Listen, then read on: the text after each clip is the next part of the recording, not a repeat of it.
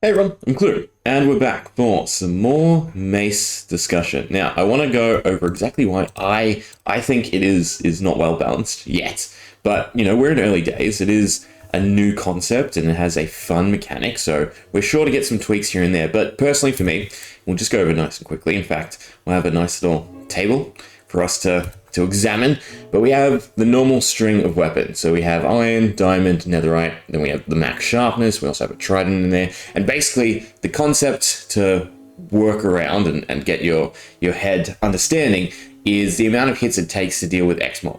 Now, for the longest time, Minecraft has been balanced around the normal HP of a player, which is 20 points or 10 hearts, and for the longest time that's where mobs have fit in. So if we look at this table, what you'll see is that the majority of mobs are around the player's HP. You'll have the outliers, which are pretty much newer mobs as well, right? Like the Guardian, Zoglin, Hoglin, Enderman used to be the big mob of the game, right? And then you'd have Piglin Brutes. Now you have the sub-bosses, Ravager, Elder Guardian, the Warden. Technically it's not really a boss, and then you have the Wither and of course the Ender Dragon. So if we look at this table in terms of balancing, what you'll see is as we go through the tiers, we see that drop off in the number of hits it takes to KO one of these mobs. And that's the really important thing, because the damage is pretty similar, right? 6 to a 7, 7 to an 8, and then even on sharpness, right? So go from a 6 to a 9, so it fits above netherite and then starts again, right? Diamond and then netherite again. At the point we get to 11.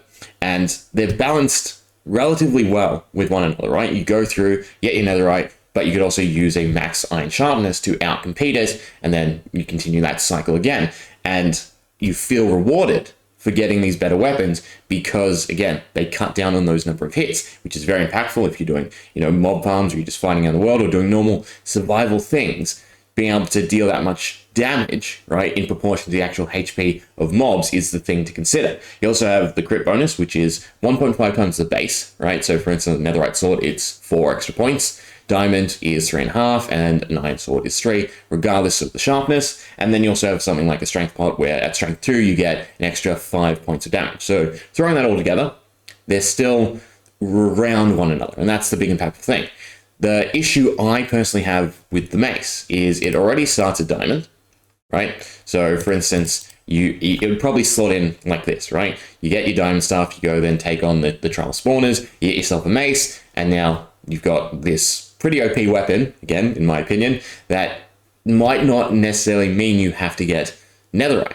Because again, if you're KOing things in one shot, right, that is still a big shift in even the durability, right? So it's 250. A netherite sword is, we'll do this because I don't know the numbers off the top of my head, right? So a netherite sword, a diamond sword, an iron sword, we have 2,000, 1,500, and surprisingly, iron swords around the same as a mace, right? So there is that big difference. But again, using a mace, if we just jump off one block, we can already eclipse the netherite sword. We jump off 2 blocks, we can pretty much KO the majority of mobs in the game, right? And looking at the table, we can go all the way to drowned. 3 blocks, we can do probably the breeze down. I believe it's probably, let's go back to creative. It should be around 30, right? So we should be able to get to that height of damage. Oh, that's the wrong way, right? So 3 blocks, if I can land and aim correctly and not hit the fence. 25, but I did swing a bit early. 21, guess I was a bit late. But the point is, right, this isn't a huge amount of blocks. There's no risk. Even if we miss and we take the downfall of the weapon, which is the falling damage, there's no issue there, right? Where we're still able to survive. We're still able to output a massive amount of damage. And in that regard, the issue that comes to mind for me is anything that comes in the future, right? Any boss they introduce, if it's not something like the Elder Guardian, where falling's not a thing, it then becomes cheesable. It becomes an easy idea to just go find yourself a mace and then go KO the boss, right? Set it up, do whatever you have to do so you can just land do damage, or even if you can't, right? If you have just a bunch of wind breezes with this weapon, which again is a great concept, it's a great combo, but it is still a lot of damage, right? So you can, do that, do the damage there, set up the button accidentally. We'll swing around to this side so I don't do that again, right?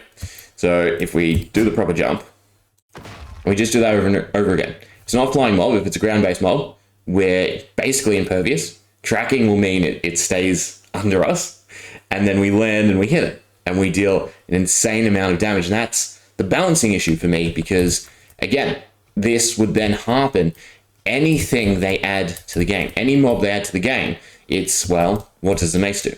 Do we fix it? Do we make the mob impervious to the mace? Do we decrease the mace's damage? Right? We want this cool concept for a boss fight, right? As they've tweaked with, for instance, the Ender Dragon and those new movesets where, you transition from melee to range, and you're trying to, make the game a bit more RPG-esque as much as you can with this sandbox.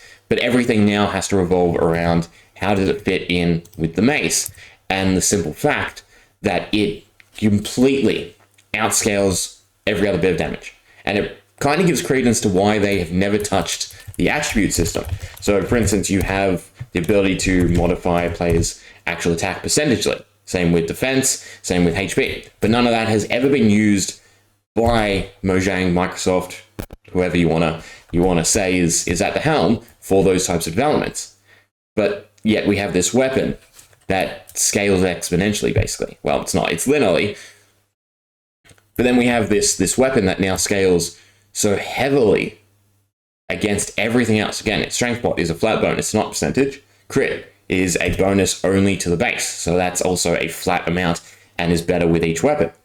But then again, mace, 2 blocks, and I can swing for 17, right? Wind charge, again, main concept, just go over and over, but then it's base damage as well.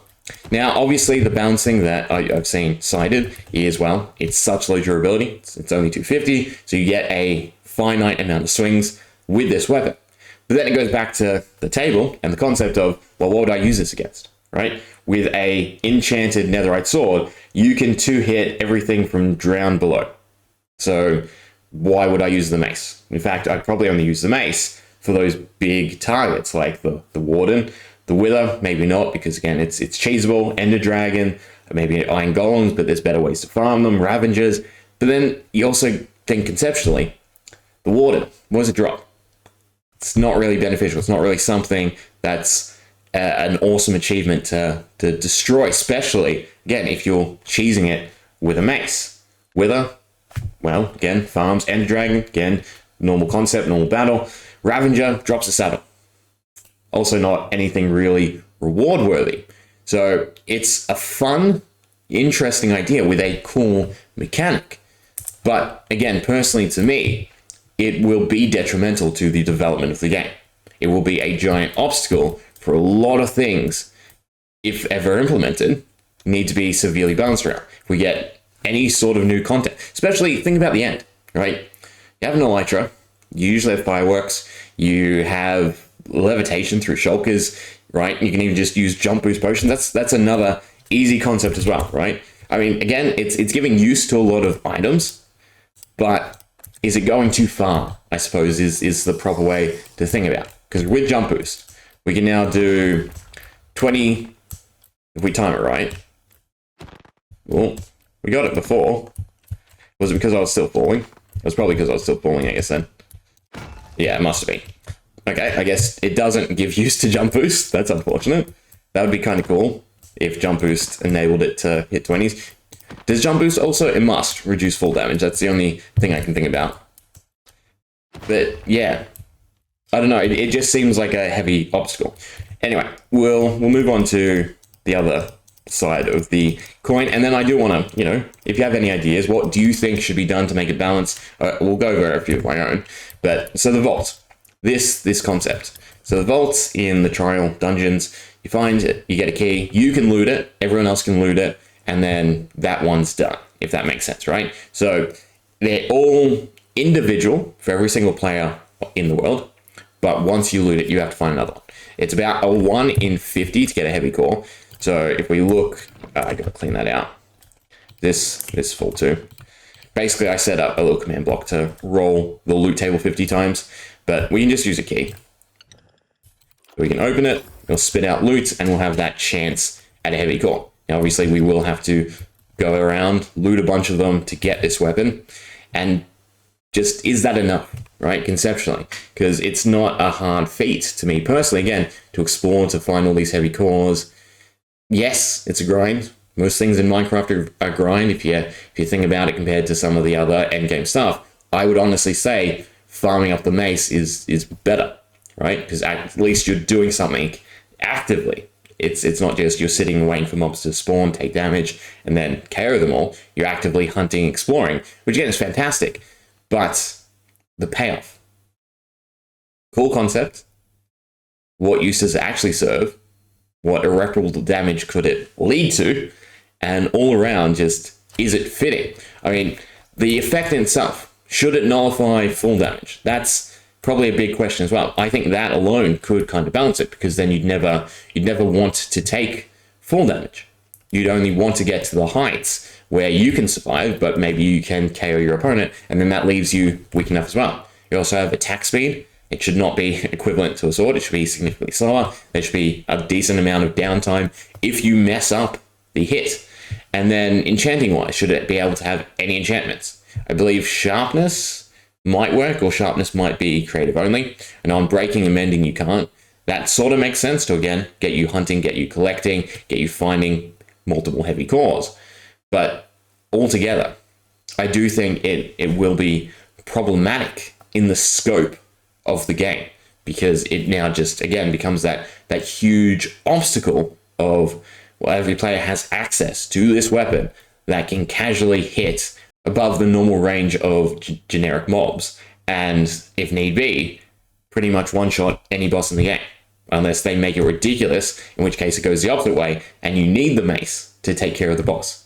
Other than that, all I can say is it will be interesting to see overall where it lands, right? What they end up doing with it, what they end up doing with trial dungeons, even the vault system itself. While conceptually it's cool, it's more, I guess, inclined for multiplayer worlds. But, you know, I guess you could have it have a chance to become inactive, or have it have a super long cooldown. I think that would be fantastic, well, even for a normal player. Imagine if it took 24 in-game hours, right? So you actually had to play well for 24 hours to actually reset it and then be able to loot it once again, right? Something like that, I think, would be more than enough to also balance it. But I do think the weapon damage, personally, should be reined in a little bit, right? It can still be this cool concept of a weapon, but just bring it in, maybe put a cap, maybe put a soft cap, get rid of the full damage, immunity if you land your hits. So again, it is that kind of double-edged sword. But that's my thoughts, right? Again, personal opinion, completely right, completely wrong, however you feel, let me know. It will just be interesting, right? How it affects other developments going forward. Especially, again, if they decide to add more bosses to the game, it's going to be the easy way to cheese it then, right? It won't even be look for an exploit, look for something creative or inventive. It will be just get a mace, save it for this, use it 250 times, repair it. That's another thing we should probably go over, right? So you can use an anvil with the rods to repair it, right? And has the usual exponential experience. So we'll go into survival. So we can repair it. It gets fully repaired. So once, cost 1. Oh, I didn't give myself enough breeze rods. We can damage it again. Let's use give command. 64, please. Right. Next cost 2. Next cost 4. Does the cost go up if it's more damaged? That, I suppose, I don't actually know that survival mechanic. Right. It looks like it's just exponential. So you still get a ton of uses, because you don't have the other requirement where, I believe, right, to repair enchanted items, it costs more than normal items. I mean, we can test that easily too, right? If I just give myself some netherite, ingots, where's good old eye? There we are.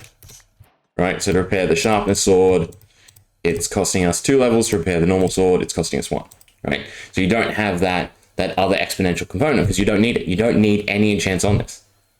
So you still will get a ton of uses out of it. I mean, generally speaking, around 40 levels is what's basically moderately achievable in survival. You can definitely get higher, especially if you just farm up. but we're at what right now? We're at 8, so next is 16, then 32, 64. You could probably get to the 64 comfortably. So it's 1, 2, 4, 8, 16, 32, 64. You compare it 7 times for, God, what is that? 1,750 attacks. And again, in the perspective of the mace, you're going to probably one-shot most things.